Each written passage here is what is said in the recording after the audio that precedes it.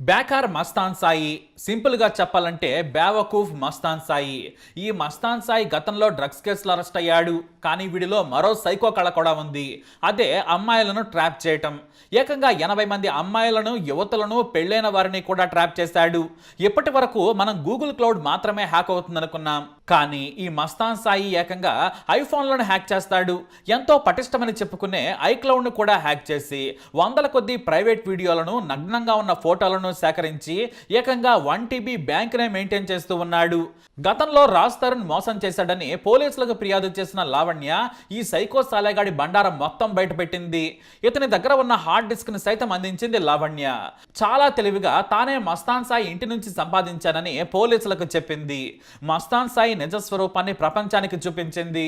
ఇప్పుడు మస్తాన్ సాయి గురించి పోలీసులకు ఇచ్చిన హార్డ్ డిస్క్ లో దాదాపు 300 మంది శృంగార వీడియోలు, నగ్నంగా ఉన్న ఫోటోలు ఉన్నాయి. అయితే హీరో నిఖిల్ ఫోన్ కూడా హ్యాక్ చేసేటట మస్తాన్ సాయి. అంతేకాదు అతని ఫోన్లోని ప్రైవేట్ పార్టీ వీడియోలను తీసుకుని బ్లాక్మెయిల్ చేశాడట. వరలక్ష్మి టిఫిన్స్ ప్రభాకర్ రెడ్డికి చెందిన ప్రైవేట్ వీడియోలను కూడా సేకరించి బ్లాక్మెయిల్ చేశాడట. అయితే ఇప్పుడే లావణ్య ఎందుకు ఇచ్చిందనేది ఆసక్తికరంగా మారింది. ఎన్నాళ్ళు ఎందుకు ఇవ్వలేదనేది మరో మిస్టరీ. అయితే లావణ్య దీనిపై క్లారిటీ ఇచ్చారు. నేను రాజ్ తరుణ్ విడిపోవడానికి కారణం మస్తాన్ సాయి. గతంలో లావణ్య ఉండే ఇంట్లో స్పై కెమెరాలు పెట్టాడు. బట్టలు మార్చుకుంటున్న సమయంలో, స్నానం చేసి బాత్రూమ్ నుంచి బయటకు వచ్చిన సమయంలో ఇలా చాలా వీడియోలను చిత్రీకరించాడు. ఆ తర్వాత లావణ్య మాట్లాడుతున్న వీడియో కాల్స్, ప్రైవేట్ వీడియోలను 40కి పైగా సేకరించాడు. దీనిపై ఆమెను బ్లాక్మెయిల్ చేశాడు. కోరిక తీర్చాలని బెదిరించాడు. ఇదే విషయంపై నిలదీయడంతో మాట్లాడదాం రమ్మని గుంటూరులోని ఓ లాడ్జిలో అత్యాచారం చేశాడు మస్తాన్ సాయి. దీంతో ఆమె గుంటూరు పోలీసులకు ఫిర్యాదు చేశారు. అంతేకాదు చాలా వ్యూహాత్మకంగా అతనితో మంచితనం పెంచుకొని మరి ఈ హార్డ్ డిస్క్ ను మస్తాన్ సాయికి తెలియకుండా సేకరించిందట లావణ్య. నిజానికి ఆ హార్డ్ డిస్క్ లో తన వీడియోలను డిలీట్ చేయడానికి లావణ్య అతని నుంచి హార్డ్ డిస్క్ కాజేసింది. అలా డిలీట్ చేసే క్రమంలో అందులో వందల మంది అమ్మాయిల బ్లూ వీడియోలు చూసి పోలీసులకు ఆ హార్డ్ డిస్క్ ను అప్పగించింది. దీంతో ఇతగాడి అసలు వ్యవహారం బయటపడింది.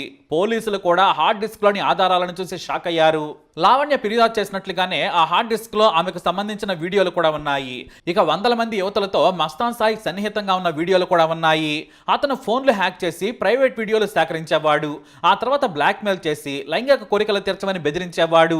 తన మాట వినకపోతే ఇంటర్నెట్ లో పెడతానని బెదిరించేవాడు.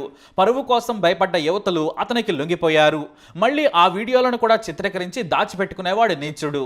ఇలా 80 మందిపై అత్యాచారానికి తెగబడ్డాడు. వారందరి వీడియోలు కూడా సేకరించాడు. అయినా కూడా వదిలేవాడు కాదు. తనకు కావాలనుకున్నప్పుడు రావాలని బెదిరించేవాడు మస్తాన్ సాయి. లేదంటే వీడియోలు నీ భర్తకు పంపుతానని, మీ కుటుంబ సభ్యులకు పంపుతానని హెచ్చరించేవాడు. బూతులు తిడుతూ వారిని మానసిక వేదనకు గురి చేసేవాడు. అయితే మస్తాన్ సాయి మత్తు పదార్థాలు కూడా సరఫరా చేస్తుంటాడని లావణ్య ఆరోపించింది. అలా చాలా మందికి అమ్మాడు. వరలక్ష్మి టిఫిన్ సెంటర్ కేసులో ప్రభాకర్ రెడ్డి లావణ్యతో పాటు అరెస్ట్ అయ్యాడు. నార్సింగి పోలీసులు అతనిపై కేసు కూడా పెట్టారు. బెయిల్ మీద బయటకు వచ్చిన మస్తాన్ సాయి మళ్ళీ రెచ్చిపోయాడు. మరో యాంగిల్ బయట పెట్టాడు.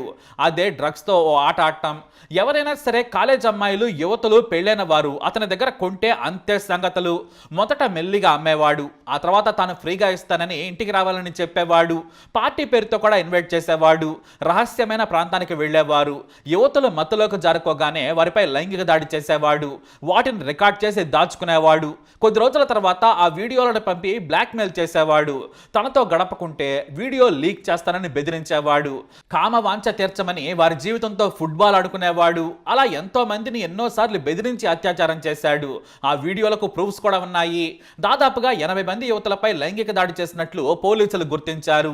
కానీ అతని లిస్టు 200 మంది వరకు ఉంటుందని పోలీసులు అనుమానిస్తున్నారు. వారంతా మత్తు పదార్థాలు తీసుకున్నారు. పైగా మస్తాన్ సాయి దగ్గర వీడియోలు ఉండడంతో ఎవరూ కూడా బయటకు రాలేదు. పోలీసులకు చిక్కితే తాము జైలుకి వెళ్లాల్సి వస్తుందని భయపడ్డారు. కానీ లావణ్య మాత్రం తన జీవితాన్ని నాశనం చేసిన మస్తాన్ సాయిని జైలుకు పంపాలని చాలా పక్కాగా ఇరికించిందనే కమెంట్స్ ఉన్నాయి. గతంలో లావణ్యతో తాను గడిపినట్లు రాజ్ తరుణ్ కు చెప్పాడట. అంతేకాదు లావణ్య డ్రగ్స్ తీసుకుంటుందని కూడా చెప్పాడట మస్తాన్ సాయి. దీంతో రాజ్ తరుణ్ ఆమెను దూరం పెట్టాడు. కానీ తనపై అత్యాచారం చేశాడని పోలీసులకు ముందే ఫిర్యాదు చేసింది లావణ్య. కానీ అప్పటికే జరగాల్సిన డ్యామేజ్ అంతా జరిగిపోయింది. లావణ్య ప్రైవేట్ వీడియోలతో బెదిరించాడట. తర్వాత ఆమెపై అత్యాచారం చేశాడు. కానీ రాజ్ తరుణ్ కు మరోలా చెప్పి రెచ్చగొట్టాడట.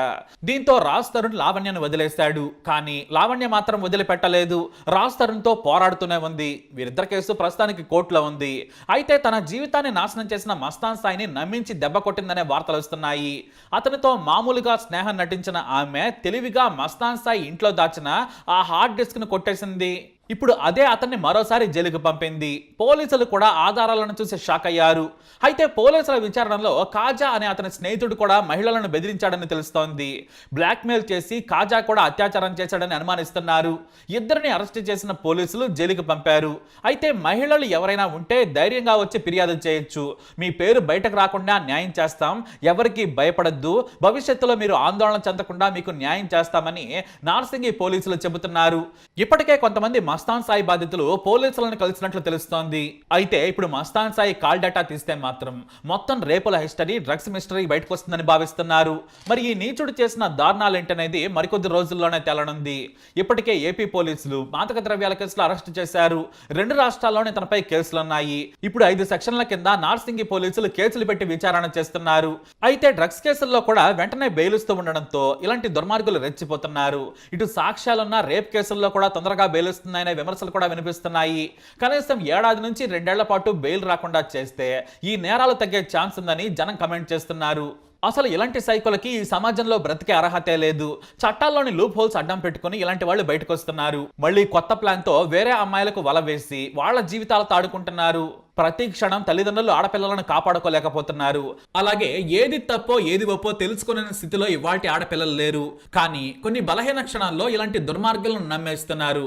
ముఖ్యంగా బ్లూ వీడియో కాల్స్ చాలా డేంజర్. ప్రేమించాడని మగాడిని నమ్మేసి వాడు ఎక్కడికి రమ్మంటే అక్కడికి వెళితే ఇవే అమ్మాయిలు చేసే తప్పులవుతాయి. ఒక్కసారి ఇరుక్కుపోయాక ఇలాంటి సైకోలు బెదిరిస్తూనే ఉంటారు. వాళ్ళ చేతుల్లో ఆడపిల్లలు బలవుతూనే ఉంటారు.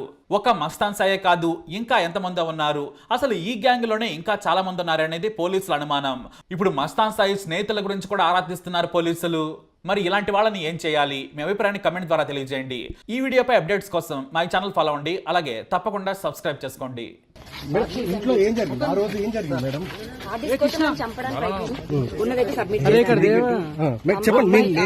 చెప్పండి. అమ్మాయిల వీడియోలు తీస్తుంటాడు అతను, స్క్రీన్ రికార్డ్ తీస్తుంటాడు, హిడెన్ కెమెరాస్ పెట్టి తీస్తుంటాడు. దానికి సంబంధించినవన్నీ సబ్మిట్ చేశాను.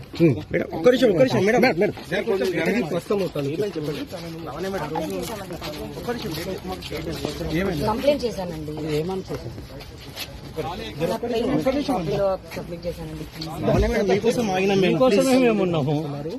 మనం చూసి కూడా లావణ్యాన్ని ప్రస్తుతం స్టేట్మెంట్ ఇచ్చిన తర్వాత ఆమె ఇక్కడ నుంచి నార్సింగ్ పోలీస్ స్టేషన్ నుంచి వెళ్ళిపోయింది.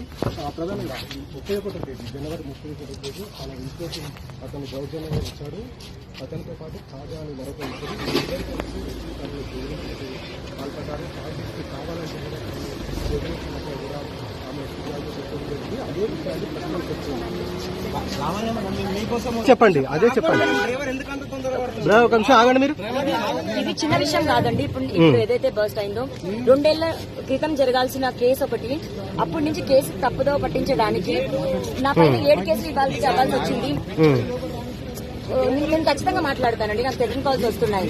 1 డే ఆగండి, నేనే వస్తాను బయటికి. నేనే అన్ని ఓపెన్ గా చెప్తాను. థ్యాంక్స్ అండి.